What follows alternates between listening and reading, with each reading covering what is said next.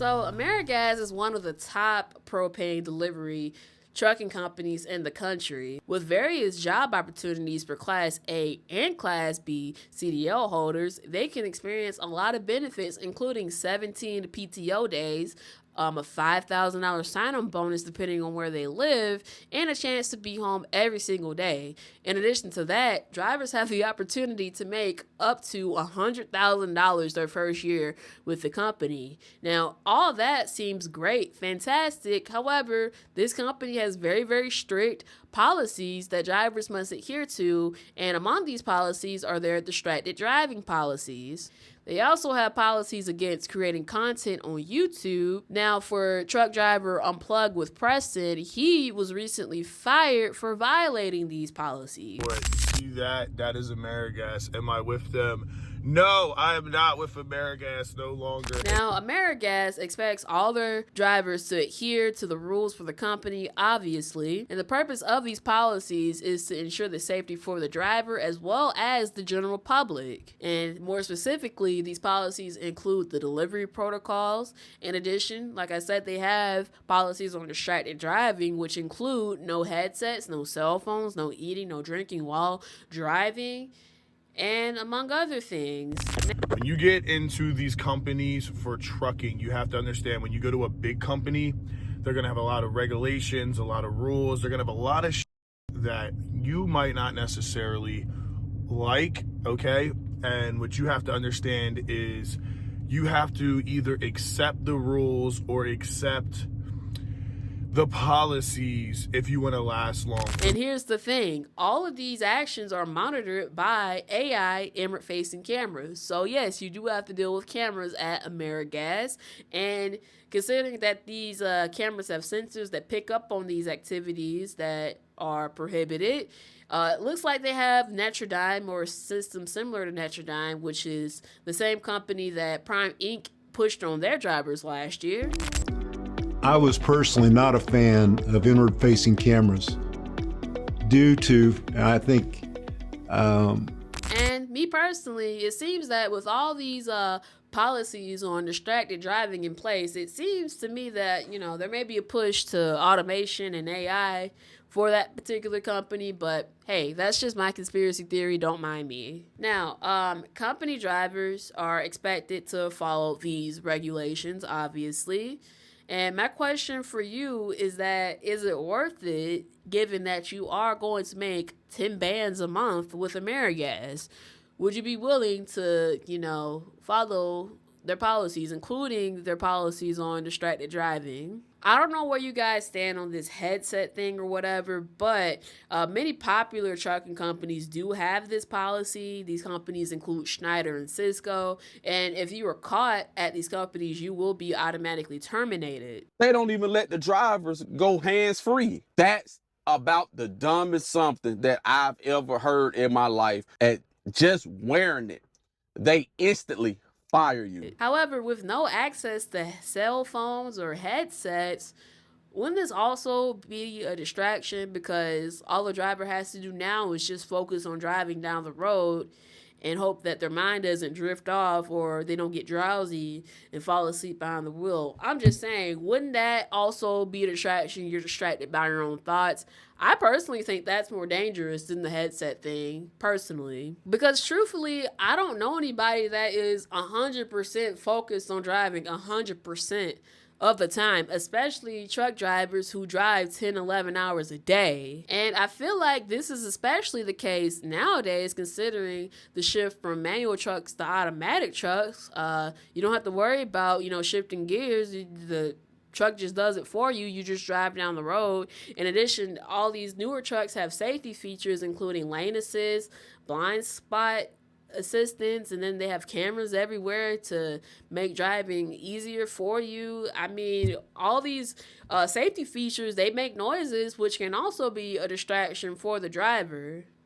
So yeah, when companies implement, policies in regards to distracted driving, no headsets, I just personally feel like that may be counterproductive to driver safety.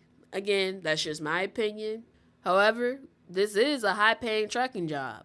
Is it worth it to you? Let me know in the comments down below, because apparently it was not worth it to Preston. He did burn bridges with this company, which does kind of concern me. After all, he did buy a brand new car before losing this job. And yes, I'm in the new 2023 Scat Pack Shakedown 6-speed. He still has bills to pay. However, he claims that the future is bright. What you need to do is you need to focus on getting a job like this and stacking your money for the next thing. It's like, I got fired right when I got the car. Guess what? We got the greatest president in history. So our economy is going to boom. Truck is going to boom. I'll be in another truck driving. Now, I love his positive attitude. I really, really do. I'm glad that he feels that, the future is bright. But if I were him, I would be cautiously optimistic. At least right now, I love that the trucking industry is versatile and that you can find jobs given your experience and your endorsements. Like I said, at least right now, I personally don't believe in job security, especially given that, job security can always be affected by economic shifts, automation, and layoffs.